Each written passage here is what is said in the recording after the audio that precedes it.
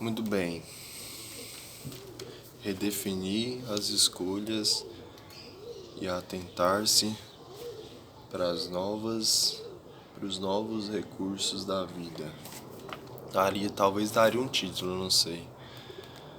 Mas falar de amor e solidão é difícil, cara. É complicado. Talvez nem dê certo, sabe? É desmotivador, não sei. Sentir um pouco mais rebaixado, ou no sentido de que agora a gente encontra desolado, talvez seja uma característica de alguma coisa que vai se apropriar ao longo do que, do que vai ser dito, ou seja, fazer uma reflexão mediante a isso é interessante porque talvez nos daria algo, algo, algo semelhante ao que se diria a necessidade da, da forma em que a gente exerce algum tipo de realização. Mas o que é de fato o narcisismo? O que é de fato o abandono? Não sei se essa vai ser a abordagem que o livro vai nos dar, mas aqui ele vai dizer algo sobre um assunto relevante que há alguns 2 anos atrás eu ouvia frequentemente falar, né? Narcisismo, narcísio, que fala: narcisismo, um conceito perigoso, redefinição e abandono do conceito de narcisismo. Tenho insistido sobre a importância da tarefa para os espíritos críticos de rever de modo sistemático todos os conceitos que recebemos como definitivos e inquestionáveis. Não devemos nos conformar com as explicações que nos são dadas. Ainda que envolva concepções milenares, é preciso que sejamos capazes de nos despojar a cada dia de tudo o que sabemos. Assim poderemos observar e refletir novamente sobre tudo aquilo que até ontem pensávamos dominar. Temos que nos reciclar permanentemente, quem não proceder dessa forma e aceitar o convívio sereno com os conceitos já cristalizados e definitivos será um velho, o jovem é inquieto e cheio de dúvidas. Existem velhos com 20 anos, assim como os jovens com 80. Temos que repensar as conclusões que nossos antepassados extraíram a partir dos fatos que nos cercam e aprender a admirar e não a reverenciar. De um modo sofisticado, como foram capazes de aprender o mundo e as teorias gerais que puderam construir. Aqui já me intui que esse livro aqui está querendo nos dizer que talvez o narciso seja uma colocação fundamental, mas eu vejo o narcisismo como algo que nos repele, nos coloca contrário ao que se diz respeito à vontade, ou seja, a necessidade de estar vivendo um bem-estar, ou seja, por que a gente provoca tanto essa forma inexpressiva, né? Que é a característica expressiva que é a característica do narciso e que a gente entende que de alguma forma ele é prejudicial. Contudo, tenho certeza que nenhum dos grandes pensadores que por aqui passaram gostaria de ter sido transformado em uma espécie de divindade detentor de um saber definitivo. Além de anticientífico, tal procedimento é paralisante. Quem age assim ingesta sua inteligência e atrela sua maneira de ver o que já foi visto por alguma figura genial do passado. Reverencie uma pessoa e sua doutrina e perdeu o rigor. Reverenciar uma pessoa e sua doutrina e perdeu o rigor. O espírito crítico e, sem perceber, vai se transformando em um repetidor. Não é raro que ainda desenvolva uma certa arrogância, aquela própria dos que se consideram portadores de um saber extraordinário de algo que as faz superior a nós, míseros mortais. Essa introdução tem o objetivo de criar condições emocionais favoráveis para que eu possa introduzir um modo de pensar que contraria a tradição. Achei essa parte pretensiosa. O tema é o narcisismo, sobre o qual tenho escrito desde 1977. Nunca fui capaz de relacionar esse tipo de comportamento com algo sequer parecido com o amor por si mesmo. E mais de acordo com o modo como tenho definido o amor, é possível imaginarmos a possibilidade da existência de amor por si mesmo. O amor excessivo, né? Aquela necessidade de se amar o tempo todo. E talvez isso envaidece, não sei se o narcisismo tem a ver com a vaidade exacerbada, né, que vai além da abundância. que ter isso reter isso com tanta vontade, né? Não é necessariamente isso, acho que isso seria desconjuntal. E mais de acordo com o modo como tem definido o amor, é impossível imaginarmos a possibilidade da existência de amor por si mesmo. Caminhemos devagar, tentando esclarecer melhor todos os aspectos relacionados com o tema com o intuito de registrar os reparos que acho urgente fazer. O termo narcisismo foi trazido à psicanálise por Freud, usado antes por uma psiquiatria do fim do século passado para descrever, segundo a citação de Freud, em um estado patológico ligado a atividades sexuais relacionadas consigo mesmo. Na prática psicanalítica, o narcisista é aquele que não ama, mas quer ser amado. Como sua afetividade não se dirige para outra, deduziu que ela ficou representada dentro da própria pessoa que amaria principalmente a si mesma. Deduções teóricas dessa natureza estariam de acordo com as que se verifica, ainda que de forma superficial no dia a dia, uma vez que essas criaturas são muito exuberantes, extrovertidas, gostam muito de falar bem de si mesmas, são portadoras de forte vaidade física. Uma análise um pouco mais acurada mostra que os chamados narcisistas são criaturas que têm de si um péssimo juízo, se reconhecem indisciplinados, poucos tolerantes às contrariedades e a todas as dores da vida, perfeccionistas e, por isso mesmo, poucos produtivos, além de serem extremamente invejosos daqueles que têm coragem para amar. Todas essas peculiaridades que ele reconhece em si mesmo são verdadeiras. Ainda poderemos agregar vários outros ingredientes. São egoístas, precisando sempre extrair dos que os cercam vários benefícios práticos e emocionais, muito descontrolados no tocante à agressividade e ciumentos, porque sabem que não são bons parceiros e que poderão ser trocados com facilidade, além de invejar intensamente as pessoas mais generosas, controladas e sinceras.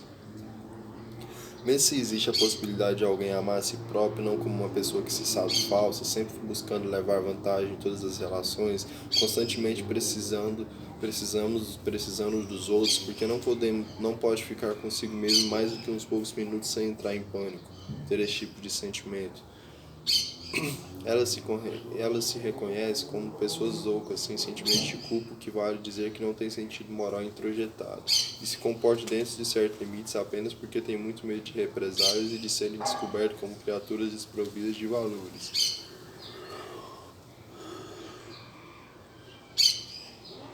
Elas sabem que não amam porque tal empreitada é muito perigosa, implicando sempre em um risco de sofrimento relacionado com a perda do amado. Apesar de serem criaturas descontroladas nos seus comportamentos agressivos com o terceiro, são muito medrosas com relação às dores psíquicas.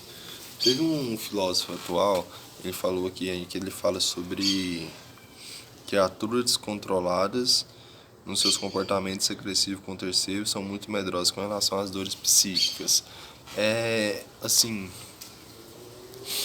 Não é dizendo que as pessoas não podem ser encorajadas, não sei, talvez seu ponto de vista seja diferente do meu, mas as pessoas encorajadas em si perdem o domínio e o anseio, não sei, levando a ânsia por um lado positivo, não sei se daria algum resultado, isso talvez seja muito teórico, né, imaginar isso.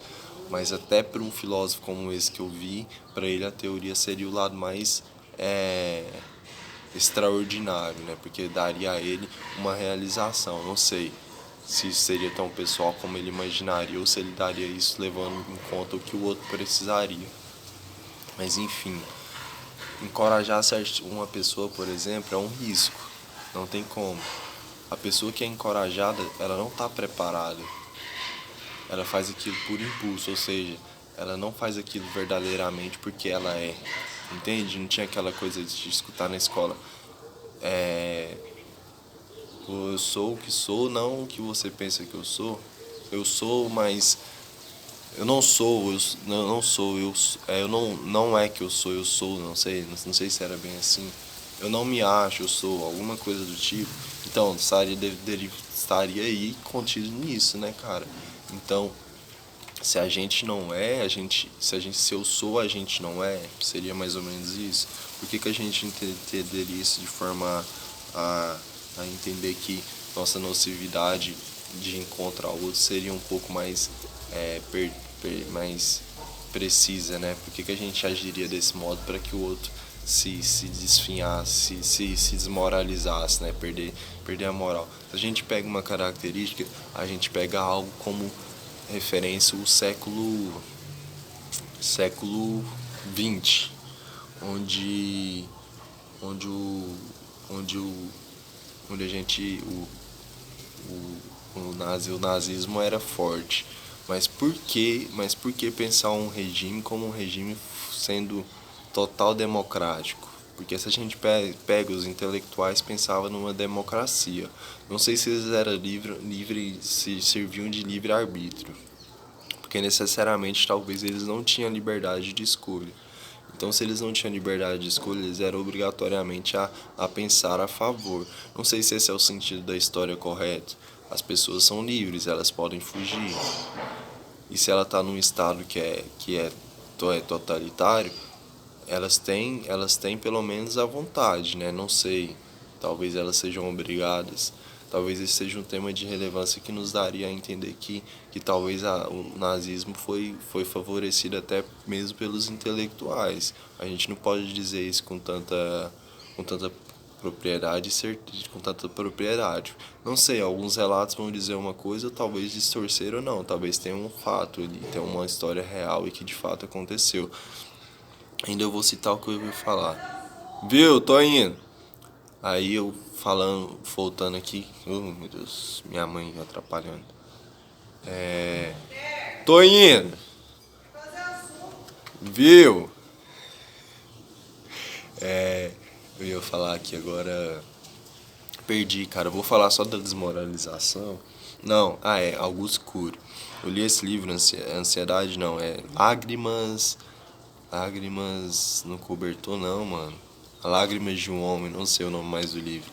É um livro interessante, ele tem tipo uma corrente, né, na capa.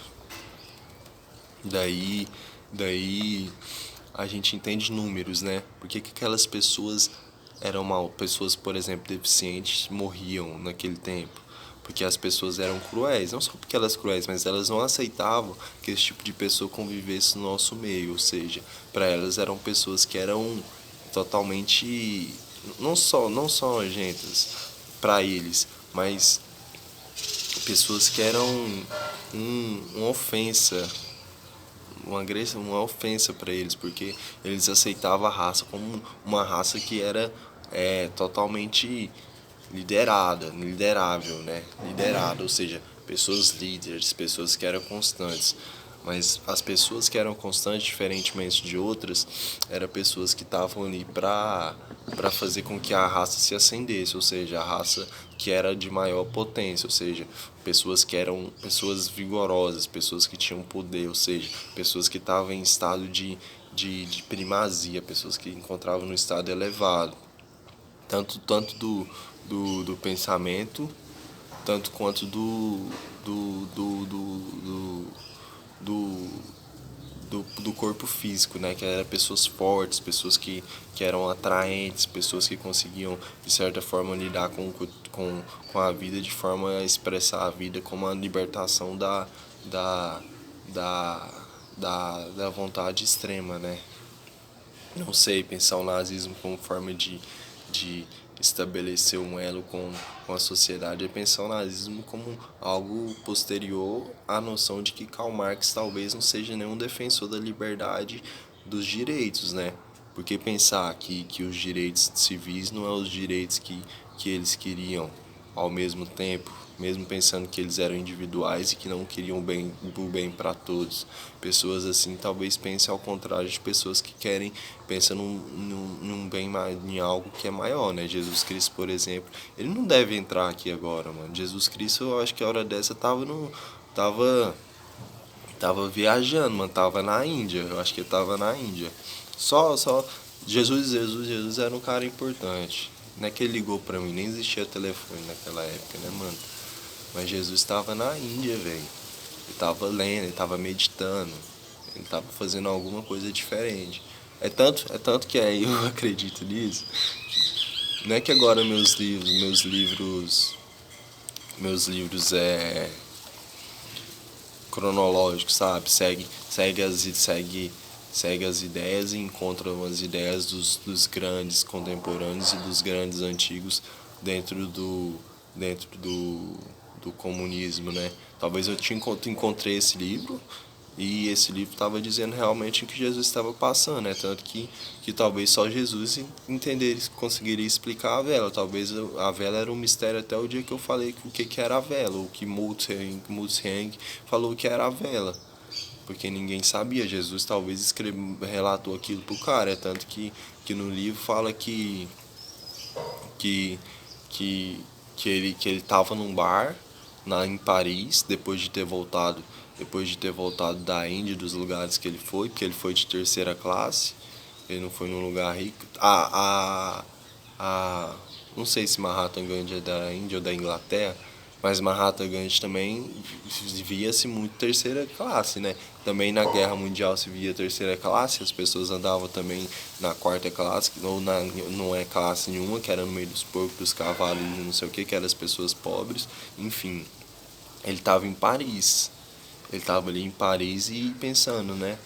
Eu vou ter que mostrar alguma coisa que eu aprendi na Índia que eu li nos livros. O cara lia 8 horas por dia, mano. Isso era muito. Era uma coisa assim. Esplendorosa, né, mano? Ler pra caralho deve ser bom. Eu acho que eu consigo ler 8 horas por dia. Eu não sei, nunca fiz esse teste. Talvez se eu encontrar um silêncio necessário, eu acho que conseguiria buscar essa melhora na minha leitura. Ou na minha necessidade de ler. Então, enfim. Desmoralizar em si já é um pecado assim desmoralizante, né, mano? Já é um pecado. E assim, fazer isso com mulher é pior ainda, mano. Eu não lembro, eu apresentei alguma coisa no seminário relacionada a isso. Viu? Fiz alguma coisa relacionada no meu seminário a isso. Então, dizia sobre as mulheres e o impacto do nazismo, né? Por que existia aquilo naquele tempo? Por que estava acontecendo aquilo justamente naquele tempo? E eu falei e abordei isso de forma normal, sabe? A gente entendia, a gente conseguia ver as coisas como elas eram. Mas por que as mulheres eram tão prejudicadas naquele tempo já? Entende? Talvez essa foi a deixa e a liberdade que eles conquistaram. Enfim, apesar de serem e também serem, talvez os comportamentos agressivos com terceiros são muito melindrosos com relação às dores psíquicas. Sabe que são fracas e tentam dissimular isso o tempo todo. Gastam toda a sua energia na tarefa, não raramente bem-sucedida, de esconder todas as verdades das outras pessoas. Tentam sempre se apresentar socialmente como criaturas felizes, sorridentes, altivas, como se estivessem verdadeiramente muito bem consigo mesmas. Enganaram a muitas pessoas, inclusive a muitos especialistas, mas não a si mesmo, pois sabe perfeitamente que são um blefe e uma mentira. Como aquelas pessoas que têm um sentido moral mais sofisticado costumam ser mais discretas e reservadas. Pode até parecer que têm menos amor por si mesmo. Do ponto de vista de uma dinâmica energética, que não sei se corresponde ao que se pode extrair dos fatos ou apenas se apoiar numa dedução teórica, não ama a si mesmo porque pode amar a outras pessoas, gastar a energia afetiva com os outros. Amam a si mesmos aquelas pessoas que são menos consistentes, ao passo que as mais generosas e preocupadas com os outros amaria tanto as outras pessoas que não teriam amor sobrante para si mesmas. Amam a si mesmas as que são moralmente menos rigorosas, enquanto que não se amam as que têm preocupação moral mais exigente.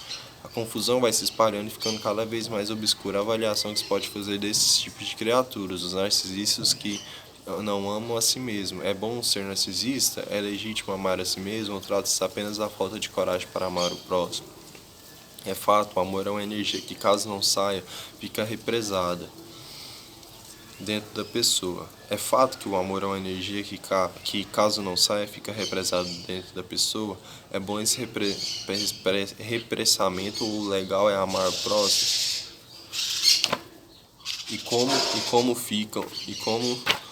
Ó a formiga.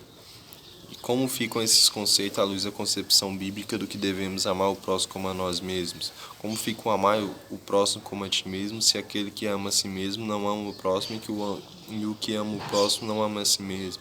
Como fica a ideia tão disseminada de que só pode amar o outro aquele que ama a si mesmo, se quem ama a si mesmo é incapaz de amar o outro? Tem uma música que eu acho que essa música foi inspirada nessa parte aqui. Essa brutal confusão ilustra uma importante peculiaridade da nossa época, muito pouco capaz de reflexão ponderada e calma definição de valores. Essas e outras peculiaridades levaram muitos autores a afirmar que estamos vivendo uma época governada pela cultura do narcisismo. Temos que nos decidir, pois para nós o amor é o maior de todos os bens e ao mesmo tempo admiramos pessoas que amam a si mesmas, usando para isso a energia que disporia para amar o próximo. Precisamos entender melhor o que significa amar o próximo como a si mesmo e todos os processos envolvidos na relação que podemos estabelecer conosco mesmo para sabermos se podemos chamá-la como propriedade de amor. Sempre que eu observo esse tipo de casos de confusão que se estabelece em virtude do uso de uma mesma palavra, com múltiplos sentidos de conceitos vagos capazes de comprometer qualquer juízo de valores sobre a conduta das pessoas, penso: a quem pode interessar isso? Minha resposta é quase sempre a mesma. O caos interessa as pessoas eticamente menos dignas, aquelas que levam vantagem e se beneficiam da capacidade que passamos a ter para separar o joio do trigo. Pessoas egoístas que sempre foram tidas como moralmente menores, de repente são vistas como as que estão de acordo com o que é novo. O contemporâneo apenas porque se mostram mais competentes para usar roupas extravagantes, se adornam de modo mais ousado e têm posturas sexuais que sugerem uma liberdade que não costuma possuir. A partir dessas observações, reafirma a urgente necessidade de nos empenharmos para que possamos tentar retomar o fio da meada. Penso que nos escritos antigos, que tratava da necessidade de amarmos o próximo como a nós mesmos, a proposição era da natureza moral, isso é, as pessoas deveriam dar aos seus vizinhos tratamentos igual ao que dispensava a si mesmo. A intenção era exatamente o oposto do que defende os narcisistas da atualidade. Era abrir mão do egoísmo original que nos caracteriza a busca de um modo de ser justo, onde o outro teria direitos iguais aos nossos. Significava até mesmo um elogio da generosidade, sendo mais digna aquela pessoa que abria mão do que era o seu para dar ao próximo. O narcisista, sempre egoísta e necessitado, está sempre pronto para receber e não dar. Receber é amor e a todo tipo de vantagem, tanto emocional como material. O narcisista é uma criatura em sua essência invejosa. Essa é uma razão a mais para sua incapacidade de amar o próximo. Sim, porque a inveja é o fruto negativo que, como o amor, deriva da admiração. É sentimento próprio daquele que constata a presença no outro de propriedades que valoriza, reconhece que não as possui, sente-se inferiorizado e humilhado por isso, desenvolve um sentimento agressivo e hostil em relação ao dono dessas propriedades. Quando a pessoa admira no outro qualidades semelhantes às que possui ou supõe que poderá vir a tê-las, aí então a admiração determina o sentimento positivo relacionado com os fenômenos amorosos. De acordo com essas observações, tô indo, tá bom, tô terminando aqui. De acordo com essas observações, os narcisistas não amam nem a si mesmo e nem ao próximo. Eles simplesmente não amam. É covarde diante de situações que permitem antever um risco relativamente grande do sofrimento psíquico, em especial os relacionados com as rupturas de elos e os que envolvem humilhações, ofensas à nossa vaidade. Ora todo o vínculo amoroso pode se fazer determinando como regra as duas dores simultaneamente.